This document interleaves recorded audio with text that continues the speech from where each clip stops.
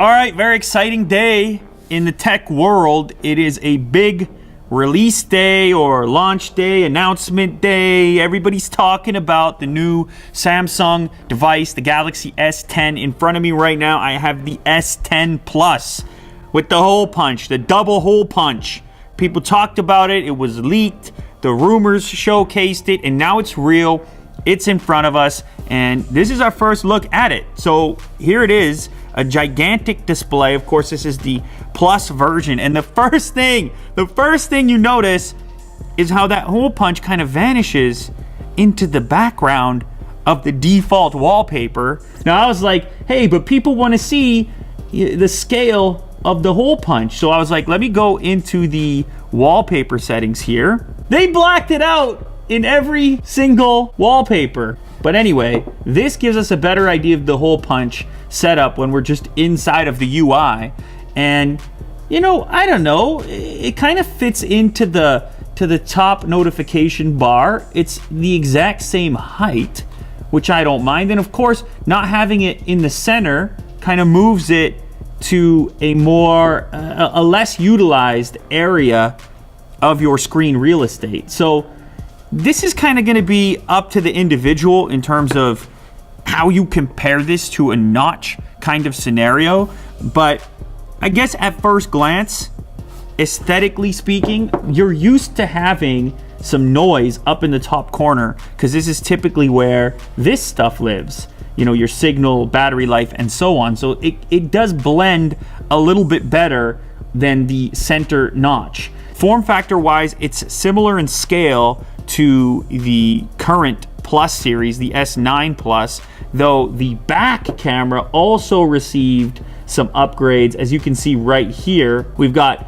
3 camera units. That means this device has 5 cameras. The S10 Plus is a 5-camera smartphone. That's pretty wild. So that's a 6.4-inch AMOLED display. Now, I've said in the past, I'm generally a fan of the Samsung displays on smartphones. They make so many of them, and they've got these vibrant colors, lots of contrast, very pleasing to a wide audience. This is no exception. At first glance, this looks really nice. I don't know if it's much brighter than the previous version. I've got it maxed out here for the purpose of this video, but it looks good. I think you're going to be satisfied with it. So let's go ahead and launch these cameras. Okay, so this is the front-facing unit, and it also has a wide angle. Now, it's not the widest. Maybe Kirk can pick this up real quick. So this is the wide, and that's the close. Nowhere near the field of view that the Pixel gives you, for example. This one, on the other hand, it gives you a quick bounce out. Slightly, you have the ability to probably fit 2 people in the frame, one there, but then on the typical focal range, that's what you're looking at. All right, let's do the selfie test real quick. What do we have? Should we just do a max beauty just for the... All right, max beauty, here we go. We got lips.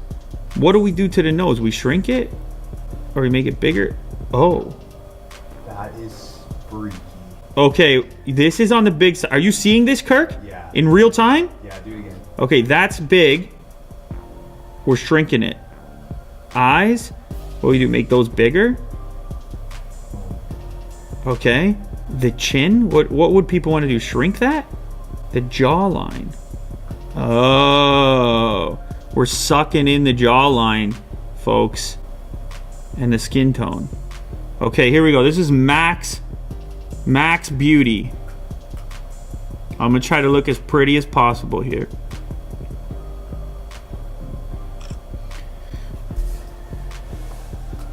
This is not me, ladies and gentlemen. That's not me. That's pretty me. And they've done a compelling version of it here. It doesn't look cartoony. It looks like plastic surgery. Like, that's what it's starting to look like. Actual plastic surgery that you don't have to do. For the price of a new smartphone. You get the old tuck, the old stitch and tuck. I'm gonna get rid of that. I don't know. It's not the best selfie I've ever seen, if I'm being honest. Now, when it comes to some of the post-processing stuff, that can change a little bit. Keep in mind, this is an initial hands-on scenario. So maybe we can pick up a bit more detail, maybe some more contrast in the way that the image is processed. But right now, I've seen selfies I like better. I just noticed a cool animation. Watch the top camera unit when I click back. Did you see that? There's like a little light effect around the hole punch. Boom. Fancy.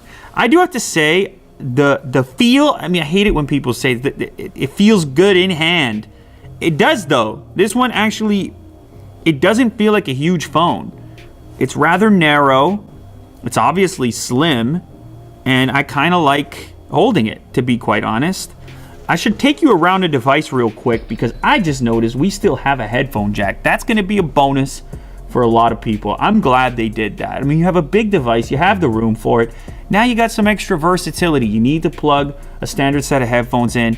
The jack is there. I really don't need to tell you. Of course, Type-C connector as well. Quick charge capable. On the rear, it's looking like we have the 3-lens, 3-zoom situation. So the default in the center shows 2 trees. That's representative of the focal range. Of course, we can zoom in further. That's a nice looking image. And then wider, this is a 0.5 zoom, so that's pretty wide. I'm into that. Okay, so that's the wide lens. Standard 1x focal range, and then the zoom. So as you can see there, the AI picked up that it's a face, that it's a portrait, and it made various automatic adjustments. Okay, cool. So now we'll just show you all 3. Ooh, that's pretty nice. Okay, so that's the zoomed in mode. That kind of turned out well. That's the medium or standard focal range, and then that's the wide. The wide is quite wide. I'm a fan of that actually. And it barely even juts out in this case. Like that thing, look at that. That lays pretty flat. I mean, completely flat, really. That's impressive for a camera module housing a 3-camera setup, including something that wide. I'm kind of happy about that. All right, staying in the camera modes, you can see there's also a pro mode, which gives you all kinds of access, ISO, f-stop. You can control autofocus, white balance. I mean, everything you would expect in a pro camera is in there. That's nice to have. I also notice there is a super slow-mo. It captures 0.4 seconds. Okay, let's give this a shot. Super slow-mo is always fun. Oh man, is it going right now? Yeah. Holy. That's 0.8 seconds of actual video. Wow, okay. Yeah, I mean, that's super slow-mo. Now, I do want to take a picture of something colorful. I just want to see the way this thing deals with colors. Knows that it's a plant. We'll try the close-up. You know what, man? Again, this is initial interpretation, but this rear camera is looking real nice right now. Look at the detail over here. Wow. That's looking like that's gonna be a real performer on the rear camera. Another thing I was curious about, specifically with this cutout design when compared to the notch, is like, what's it gonna do in video mode? Obviously, people watch a lot of YouTube, a lot of video on their smartphone. So here you can see in the YouTube app what happens during navigation. Fits into the notification bar, but it also looks like the notification bar itself is fatter than it would normally be to accommodate the hole punch setup. So you lose a little bit of screen real estate there. Now, so that's zoomed in on the YouTube video player, and this should give you an idea of how that hole punch is gonna look when you have a full screen video playing. Yeah, it can interfere a little bit. And then you're like, that little area around the outside of it, is that really useful to have that? Is that even, that's not even a millimeter of extra screen real estate like that you're barely using. Of course it looks cool, it seems futuristic, but strictly from a utilitarian standpoint, is that really that useful?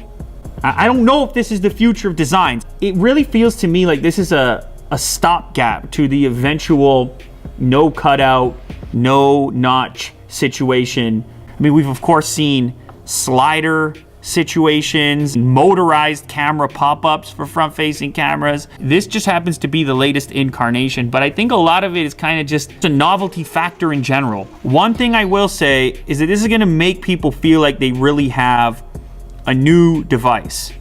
Like, that's what that ends up feeling like, is that this is a new thing. This is not something that has existed before. You pull this out of your pocket, you're like, that's not my last phone. It doesn't look anything like it. But as far as the practicality of this particular implementation versus others, I honestly don't think it's a big difference. But then again, I'm a guy who, on notch phones, I turn it off.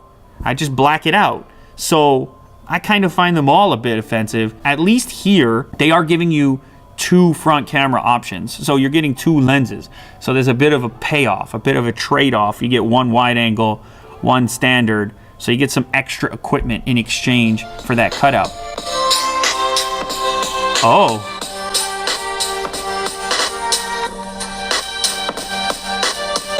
Most of the sound is still traveling out the bottom.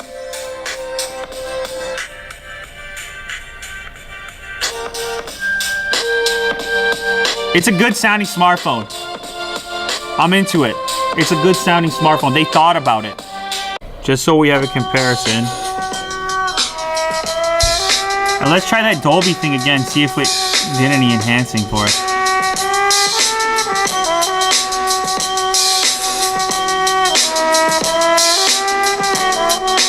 Oh yeah, this track you can hear it a little bit. It's in the mid to high range. A little more detail, a little more crispness,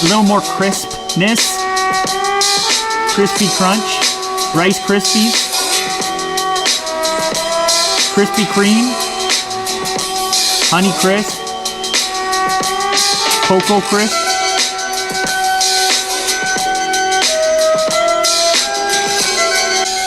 You know what? This is a nice little package. Okay, this is not going to be cheap though. Holy smokes, this is not going to be a cheap device. Be prepared to get up to that $1,000 range if you think you're an S10 Plus kind of person. Battery information.